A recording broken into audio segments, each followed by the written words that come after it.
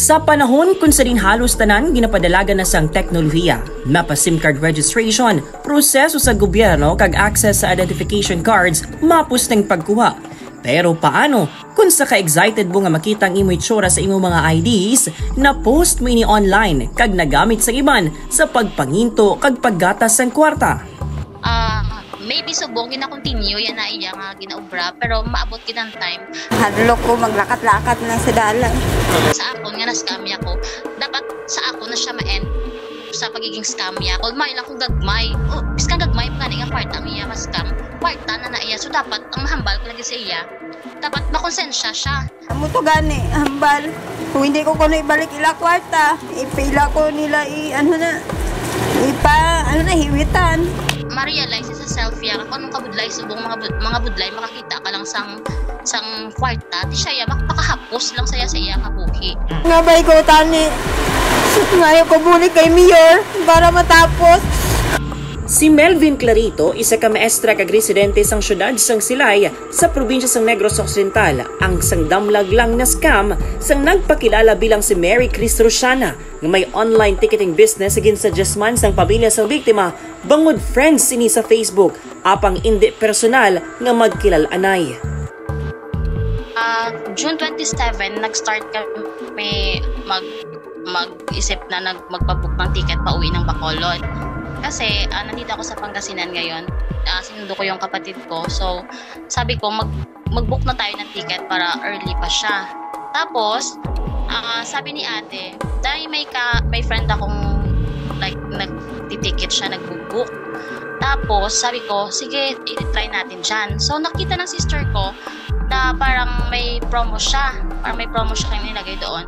So tapos sabi ng husband ng ate ko, kasi friend din sila, parang ang tagal na nilang friend sa Facebook, ganun. So wala namang doubt kasi sabi ko sa kanya, ma'am, saan po yung office nyo? Sabi niya, home ticketing office daw siya. Matapos ang pila ka pag-istoryahan ay sa chat, nadala na si Clarito nga mag-book sang ticket sa nagpakilala bilang si Mary Chris Rosiana nga may pangalan sa Facebook nga Rosiana Sea Ticketing sa balor nga 8,500 pesos. Nag-request pa ini nga sa maya nga payment gateway pa nilang kwarta kag hindi sa iban nga mga payment modes kaangay sang GCash. Sabi ko magka-cash in muna kami sa bayan kasi medyo malayo yung pagka-cash in nandito. So pagbalik ko, hiningi niya na yung details namin limang like si mama, si ate at saka dalawa kong pamangkin tapos ako. So pag hingi niya, hindi ko naman kasi alam na dapat pag nagbo-book hingi ng birthday. Parang hindi siya hingi. Tapos niya, ma'am, ilalagay mo yung pangalan na Mary Chris. Nag-send na ako. Sabi niya, ma'am, okay na. Nag-book ko na, sinandiyan na yung mga ticket sa amin, 5 ticket. Nandun na rin yung booking number. Sabi ko, okay na. So after noon, sabi ko, ma'am, di ba July 5 yung flight? Sabi ko, July 4, magkakontak ako sa'yo to remind ng boarding pass. So wala pang July 4, July 3, sabi ko, mag-advance nga ako. Alright. Doon ko na nakita, naka-block na ako sa kanya, hindi na mag-send. Sabi ng isang like customer niya na sana magpag-book, i-check natin sa Cebu Pacific yung booking number kung talaga naka-book doon. Wala, hindi nakalagay doon yung booking namin. Sabi doon, we cannot find your booking. So doon na talaga kami naniwala, na-scam na talaga yung nangyari sa amin. Tapos sinatry to sa namin sa number na yon, naka-block na kami ni ate. Tapos sa ibang number, sasagot siya, tapos pag nalaman, binablock niya agad. Wala, di ko nalipat, naghambal, nag-tell nga ang mga iba, nga tanigin video call, or naging tawagan. Hindi ko na minsar, nga do ano ko na yun sa point nga, sige pa pa-book to na ticket, kito barato, something amuna ang nagsulod sa ko. That's why nga admit man ko nga may sala ko sa self, kadula ko gid double check, nagpatin ako sa mga proofs siya, sa mga like DTI nga. Agud mas makilala ginatudlo nga scammer. Nahibalaan nga si Mary Chris Rosiana, ang residente sang barangay Kamingawan sa syudad sang Kabankalan, bangod sa DTI registration nga ginapakita sini sa mga tawo nga luyag magpabook sang ticket. Didto na ngigin padulungan sang team sang Brigada News FM Kabankalan ang ginatudlo nga scammer. Nagkumpisa na kay na-post ko ang akong national ID sa public Facebook.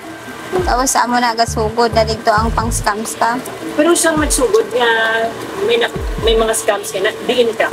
ato pa sa Manila sa akong magulang. Yung kada-obra ka sa Manila? Nagbulig-bulig lang sa akong magulang, maligya mga utan, Din sa Manila? sibuyas. Sa DRT, sa Bulacan. Sa Bulacan? Pila ka to ka bulan? Mga isa po ka tuig, guro. 2022 to 2020. Nahibaluan man sang team nga hindi ini ang unang ation nga na-involve si Rosiana sa amo nga problema. Bangod may nagreklamo man sa iya gikan sa Cebu sa amo man nga modus sang tinalikdan nga tuig. Oh, nag-video kami to, nga amo na gani. Na-scam ko na ako siya sa pangalan ko. Amo to. Anong istoryahan niyo sa to? Wala naman po siya kay hindi man ako ang nag-ubra. Di amo to na okay na to, murag wala na to. Tapos subong naman, wala ako pabalo kung sino na. Tapos amo na gusto niya pabalik na pera, kwarta, di balik ko kay wala gi ko bisan piso. Amo to, sugod na sito. Ikaw lang daw pangabugyan or may bata? May bata, may bana. Tapos pila ka bilog bata? 2. Pero anong ilayang reception? Anong hambal? Muna hindi lang kuno ko magkahadlok kay hindi man ako gaobra sala. Pero ma'am, may Gcash ka? May Gcash ko ligad pero manghod ko na obra di ba update na. Hindi naman ko kabalo kung paano na.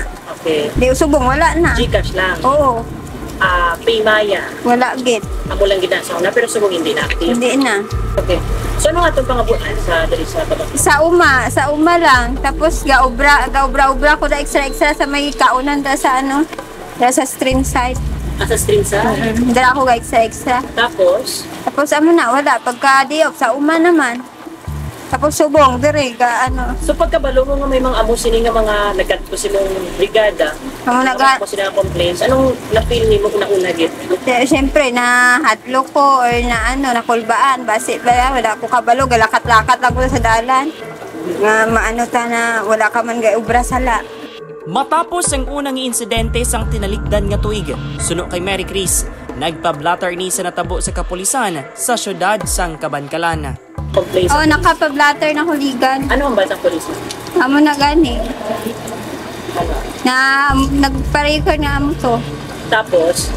Wala naman to ibang gambal. Pero mga legal advice, abogado, konsino? Waay. Wala pa Wala pa. May gihambal kung anong ibrahol? Wala. Amo to ang naghambal si ma'am nga dito pabakulod gani. Sa mga butang nga ginaubra naton sa social media, mapapost man sang mga litrato o kung mga dokumento man nga may personal naton nga impormasyon. Tandaan, posible ini magamit tanan kontra sa aton kaugalingon. Sinugid man bala ang scammer? Pila na katao ang na-scam? Kag ano nakadako sang nataban sang scammer? Lakip ng pagpasaka sang kaso kontra diri. Bantayan ni kaduwang nga episode sang Brigada Investigative Series. In the heart of changing lives, ini si Brigada Raymond Titong sang 99.7 Brigada News FM Kabankalan, the Music and News Authority.